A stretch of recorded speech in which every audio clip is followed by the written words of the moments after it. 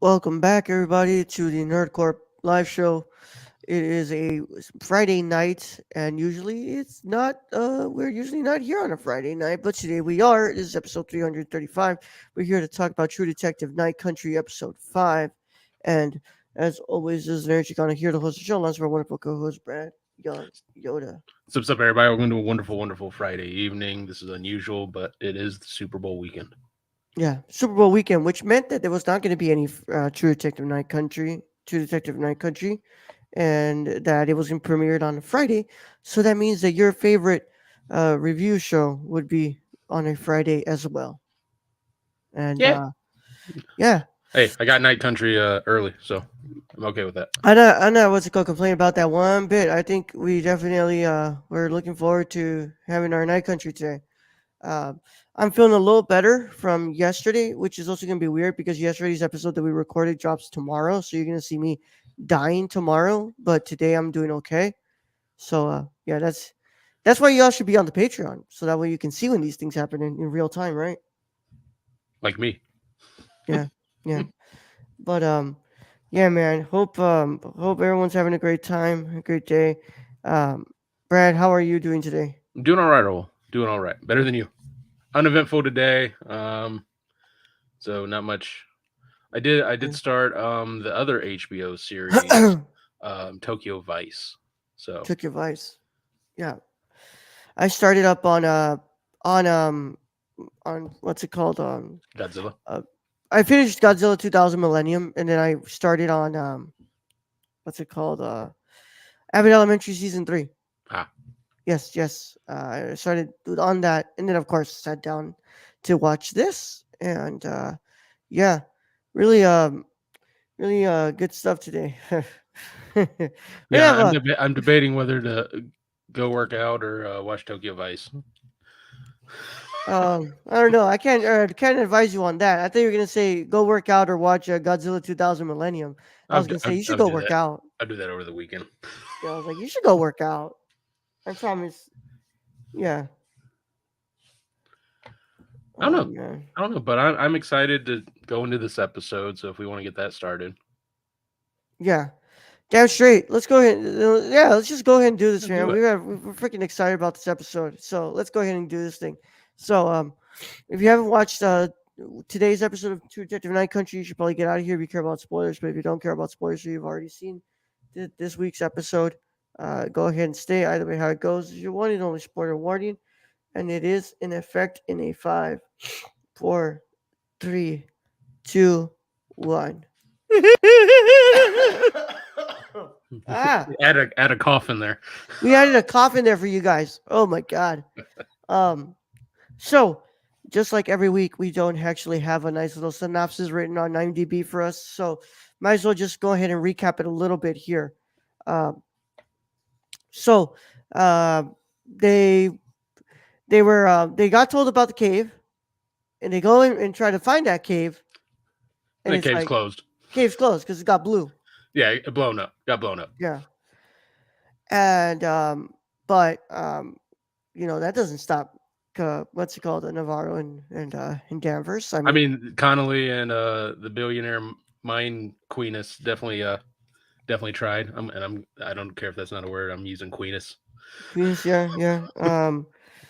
And we saw the fallout of what happened. The fallout of the relationship between Hank and And his Hank. son Is it there. Hank? Yeah. Also, R.I.P. Otis. He was literally on screen for like 10 minutes this whole season. Yeah. Rest in peace of Otis, bro. Otis got killed Yeah, quick, bro. like that. um, Like that man did not last. He had one last hit and then got hit. That's you know damn well he was just there for them to lead him to the cave. yes. I mean exactly. How And they then were at gonna the end take of it him all, he out? didn't even Yeah. need to like he could have just pointed at like this is the highest point and been done. Yeah. But I have to say, what's it called? I was like, he's not gonna last long, but it's how they're gonna take him out that's gonna be interesting. Hmm. Um, yes. So Pryor got sent to the doghouse. They told him not to. not to be at the house anymore Yeah, because they've been kind of working that the whole season. Like yeah, we knew he was about to get kicked out of his own house. yeah, yeah. So a lot of stuff going on in this episode. A lot between Danvers and her daughter. But I'll go ahead and go first with Brad. Brad, what do you think? What was your first?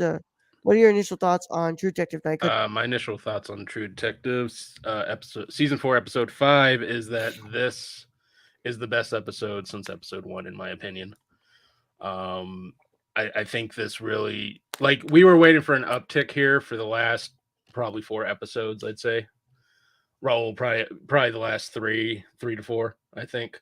Um, and I think it really showed here. Stuff started to go. It like went quickly. It started to tie into everything, and it was just a fun ride until you get to the whole part where you never thought you'd see Hank getting shot by his son. You knew there was tension there, but you never thought it would come to that. I never thought that was that bad. Yeah, Over Danvers of all people.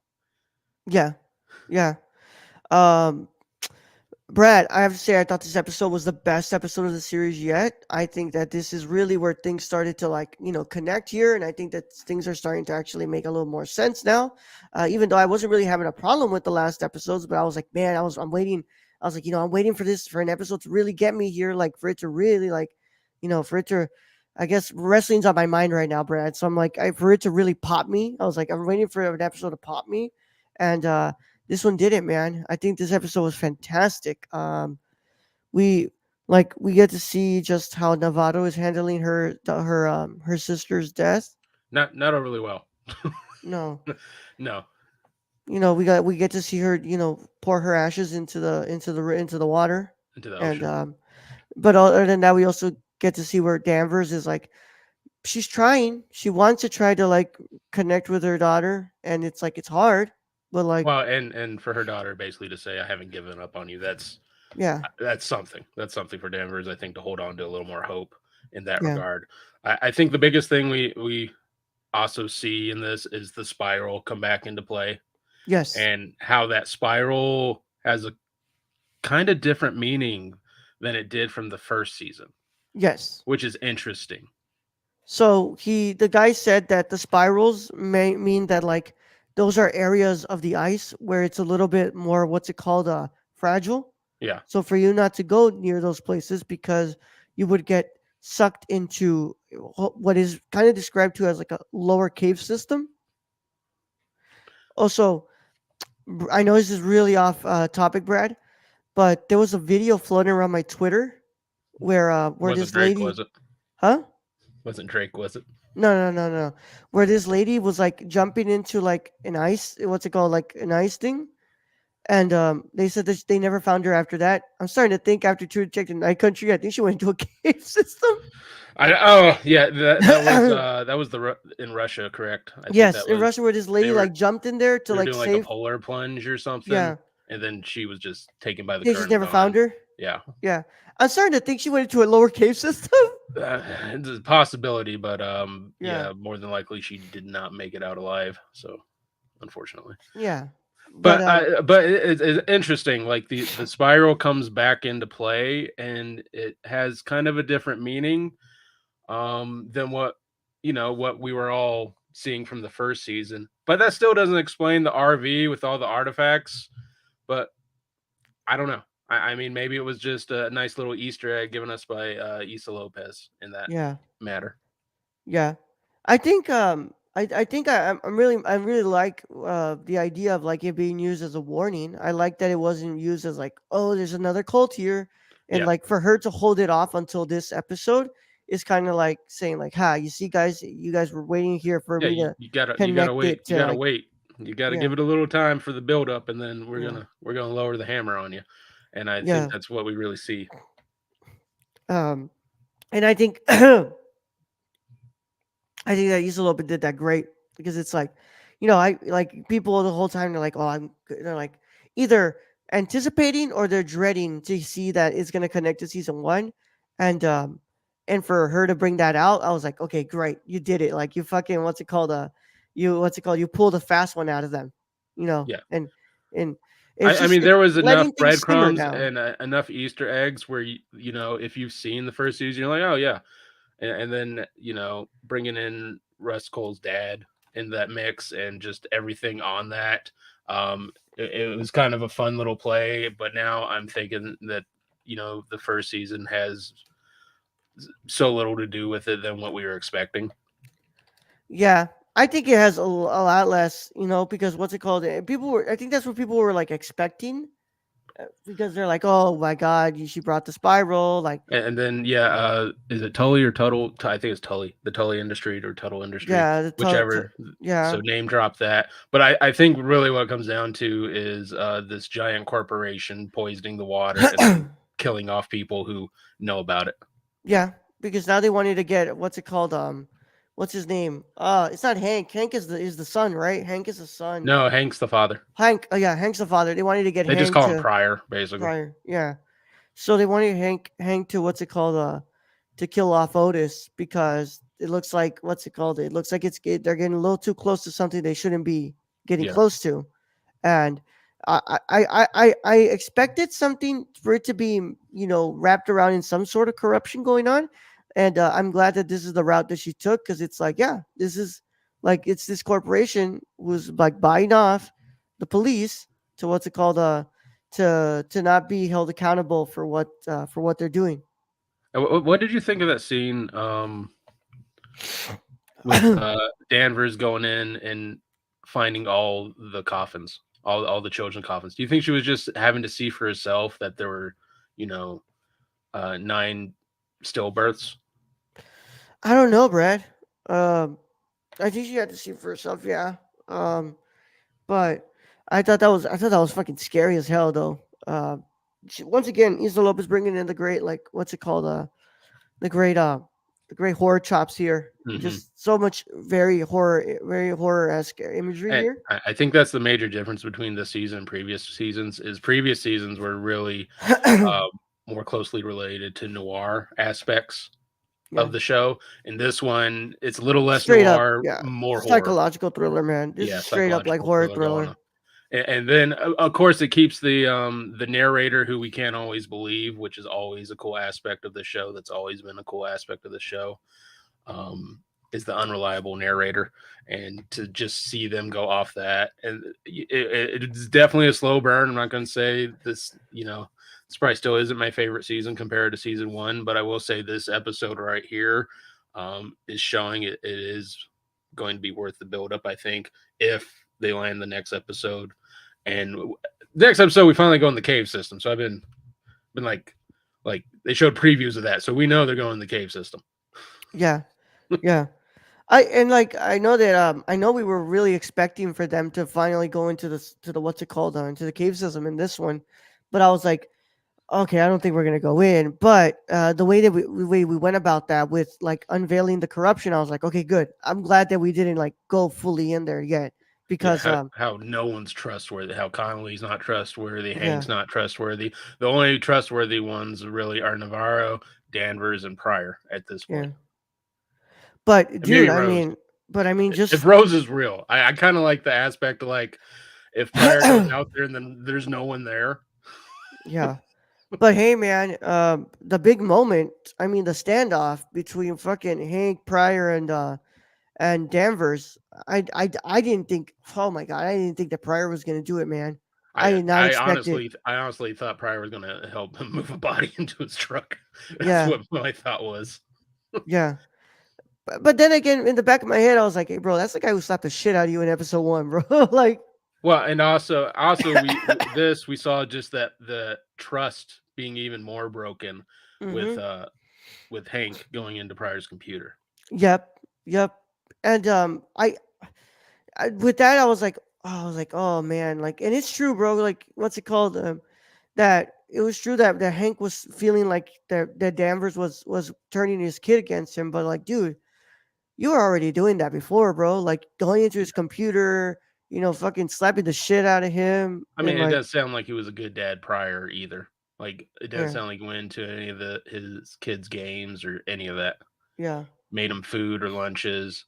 I mean, that was Danvers' first hit on Hank in the very first episode was like he didn't make his kid lunches. So I think Pryor had a pretty hard childhood yeah, from the sounds of it. yep, and it culminated in that fucking moment, and I was like, oh my god, I was like, I didn't know what the fuck was gonna happen, and when that he fucking shoots, I was like, holy shit, it's like, But Danvers going over to Pryor to comfort him. That's yeah, also something that we rarely see. Like yeah, we got it in a little bit of the last episode with Navarro's sister, Danvers finding her and comforting her. But this one, like she went into whole motherly mode, and yeah, it was definitely weird to see from this all this season. yeah. Well, it just shows that I think that that what's it called, that Danvers is growing on him. Now, should she have been what's it called, taking him away from his family like that? No, because I'm pretty sure a No, big reason why they but weren't. you think about the Danvers history now. Danvers really doesn't have any family except her daughter, who I'm thinking her daughter spent a lot of time with her blood relatives, Yeah, and Danvers didn't really have any family, so she doesn't know or doesn't much care before that she was taken away uh, prior from his family. yeah, yeah. But dude, Also, was that a Linkin Park song at the end? I don't know, Brad. I couldn't tell. I My think it was a ears are slow stuffed. down. My Yeah, nose is stuffed and my ears are stuffed, Brad. So I'm kind of having trouble here. Um, so yeah, I don't know. I can't confirm I that think it for was a you. remix of Linkin Park, honestly. But Yeah, anyone in chat or in future, go leave a comment. Let me know if I'm wrong or just making shit up. yeah, man. Yeah. But anything? What else? What else? And Navarro, I think, is going into more. She's seeing more things. she's seeing more things. I think it is a Some mix of genetic, yeah, bro. I think she's just losing it, bro. yeah, But it was nice to see that Navarro was gonna finally let that guy in, bro. Was because she went over to his house and she didn't just use him for sex. He cuddled up. yeah. So More comfort. There was a lot of comfort in this episode, and not the yeah. sexual way. So I feel like next episode is Keon, what's probably gonna up? get pretty depressing. Thanks for dropping in. What's up, Keon? Love you, How you Chilzo. doing, bro? Oh man, how you doing, Keon? Glad you're in here with us, bro. Um, but yeah, and like I think throughout this whole season, bro, like Kali Reyes has been my standout to me.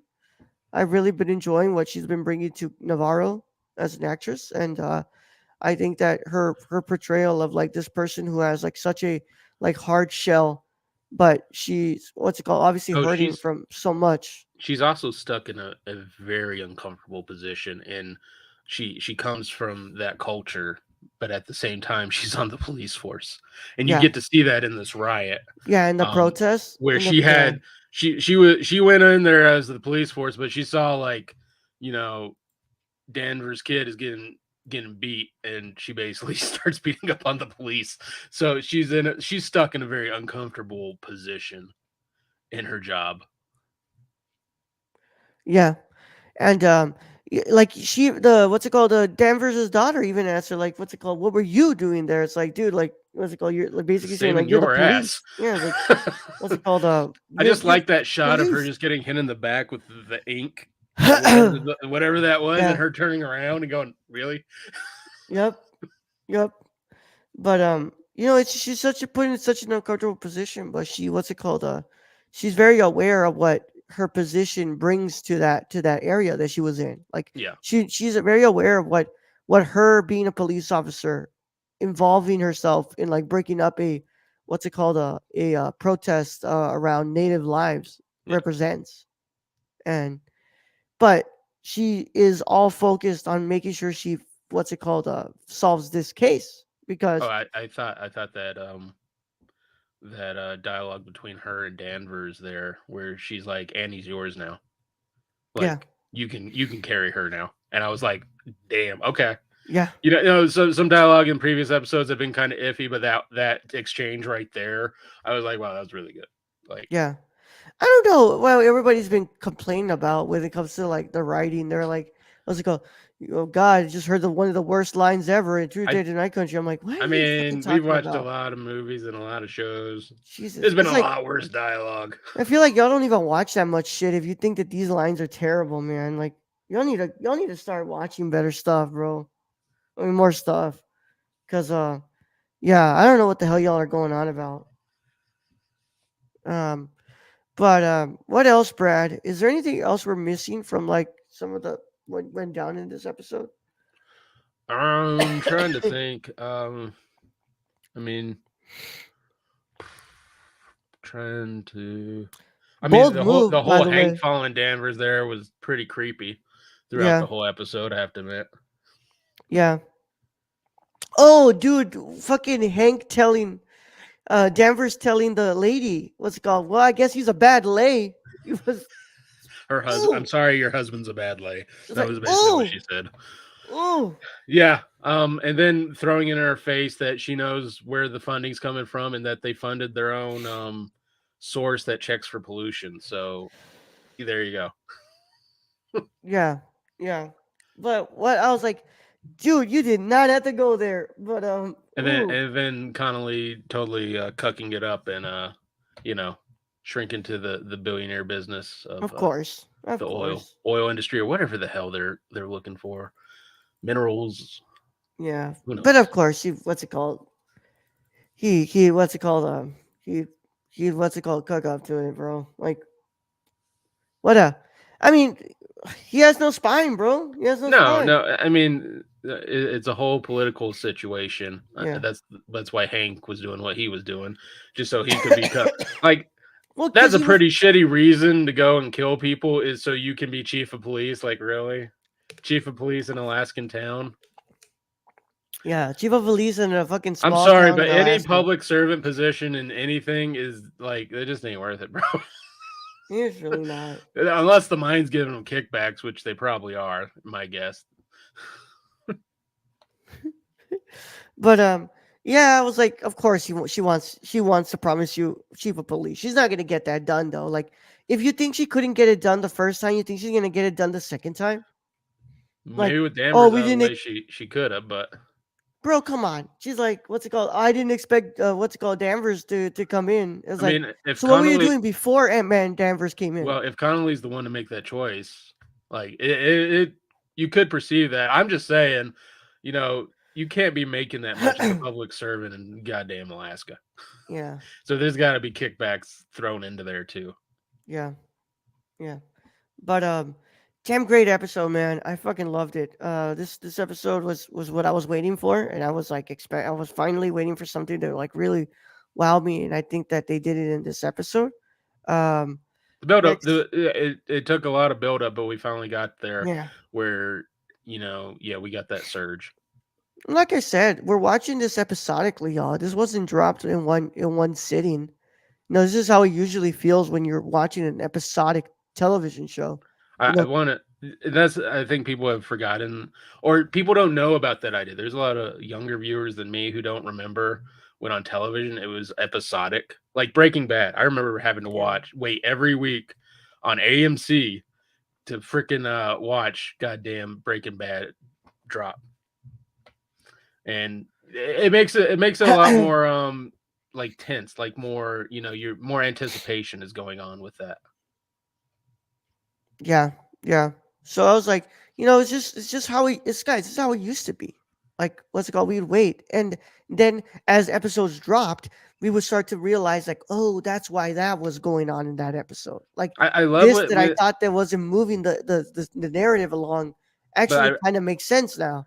I love that when they do it episodic because I can go to other like content creators on YouTube. I could go listen to what their ideas are, and I can go to Reddit and like read what those Yeah, guys are saying. So I mean, it gives you like this whole week so you can figure out like, okay, what's either the hive mind thinking or what's everybody's collective understanding or who's coming up with new ideas on what it could be. yeah, yeah. So I think the people who are like up in arms about this season, who like were just guys, he's like this wasn't something to binge. You had to just kind of like watch this as it's happening. I mean, but that's been every true detective though. It hasn't been Yeah. a binge. It's been episodic for Yep. every season, including season 2. But we have had a long wait from season 3 until now. So, Yeah. there's a lot of people who probably didn't even want to go watch season 3, and they were just this is where they were starting off with. And they were Um, I, yeah. I will say I did I told my parents watch season 1 and 3 and then start 4. Um, Yeah. just skip two. I kind of want to go back to two now and just see, maybe the hate was misplaced at the time. But like, I just remember us really hating that. Yeah, yeah. I don't know. There's starting to be like some sort of like like, not like, critical, but like like what's they're it going called? back and like people are rewatching and they're having. I mean, it might be a cult classic season for all I know. One of those. Yeah, I don't know. I'm not about to sit on that train. But If I have like, there's other stuff I want to watch before that, but if I have like nothing, maybe for a year, yeah, I might tune in and go back yeah, and rewatch season two and see what that was about. Because yeah, I just remember season two just being a slog. yeah. Well, damn great episode, guys. I really loved it, and I can't wait to see where we're going next episode because the next episode is the season finale, and the trailer looked like it's gonna be pretty good stuff. We're going in the And caves. We're we're going finally in the going in the caves. caves. We're gonna find out what the fuck happened here, Yeah. and we'll see where it all leads. But I love this episode. Oh, we didn't mention Hank moved the body. He That's right. admitted to moving the body. Yep, that's right. You move the body. You move the fucking body. Um, what originally Pryor was questioning, what's it called? Questioning what's it called? Danvers about, right? Yes, yes, Yes. And he's like, no, I moved the body. Like I moved the body. I was like, fucking Christ. Like, yeah. dude, your child is not gonna trust you, Oh, bro. and Like, then that whole scene where Pryor is like, did you and Navarro like shoot this guy and cover up as a suicide? yeah. And then I just love when Danvers is like, you need to learn sometimes when to stop asking questions. Yep. Yep. Do you think that they did, Brad? I, th- I think Pryor put up a compelling argument. Like the dude was left-handed and the gunshot was in the right temple. Also, let's be real. I think Navarro probably did shoot him. Yeah. But did they kill him? I don't think so. I don't I don't know. I don't know what's going on. And they're showing like the woman like she was if he was left-handed, her bruises were on the wrong side. So that one is all like I don't think that one's getting answered. Yeah. I don't think that's getting answered. What exactly went down in there unless they do a flashback for some reason. Yeah. Well, Brad, what is your final verdict on True Detective Night Country episode 5? This is my favorite one since the first episode. I'm probably gonna give this one like a 9.5. All right, man. This is it, man. I was waiting for an episode to wow me, and it fucking did. I'm giving True Detective Night Country episode 5 a wonderful 9 out of 10, man. I fucking loved it. Nah. I loved this episode, and I'm And really enjoying hopefully this season, man. this episode, the next episode builds upon this episode. We just continue that route of how it's done, Yeah, and we end off yeah. on a high note. Before, I was kind of scared that they were gonna rush it, and after tonight, I don't think I'm scared anymore. I think we're headed towards something interesting here. I hope they don't rush it, but I don't think I'm scared of that anymore. I think they've got it. I think they got it in the bag, Brad. Yeah, I mean, I think it's Issa Lopez. I loved her movie Tigers Are Not Afraid. Yeah, Her horror elements are uh, almost they're. I mean, she was under the tutelage of Guillermo del Toro, from what I could see. Um, so my feeling is we're gonna get a freaking fantastic horror ending. yeah, yeah. And of course, that concludes our review of part 5, y'all. As always, we thank you all so much for joining us. And Brad, I noticed. I don't think we're gonna have a lot of. Hold on, I need to look at my little schedule here, Brad, because we have Shogun on the first, right? Yeah, I Or believe Shogun drops. I thought that was in April though. no, no, I'm sorry. Okay, so no, Shogun is March 2nd. April March. is Fallout. Yes, Um, you're right. so next week is the season finale on the 18th, and then until the first, Mr. Keon and I will be doing our review of Avatar: The Last Airbender. Heck yeah. Yeah. So it looks like we'll only have 1 week without a live show, guys. But no worries, we'll be back tomorrow. We're gonna be back for Ted season 1 review. That should be fun. It's a lot of fart jokes going on. Yeah, A lot of farted dick jokes. that's what I like. I don't know Eh, about you, but I like me some farting dick jokes. Hey, Um, fart jokes have been funny for a long, long time. yeah, yeah. But thank you all so much for joining us. As always, check us out on the nerdcore.com, Patreon. Sorry, Twitter, the nerdcore underscore, Instagram and threads is at the nerdcore. TikTok is at the nerdcore. Patreon.com/nerdcore. Discord link is in the description below as well. And as always, leave a like, subscribe, click the notification bell, leave a 5-star review, and follow us on podcast platforms. Phew, my God, what's it called? I like I said, guys, we take for granted being able to properly breathe through our nose. Nose and mouth. We just take for granted being able to breathe without thinking about it. Yeah, yeah. Oh my God. But thank you all so much for joining us. As always, we thank our patrons. They're wonderful people. We'll be back tomorrow for Ted season 1 review. But for now, this is all we got. Brad, let's go ahead and send him out of here.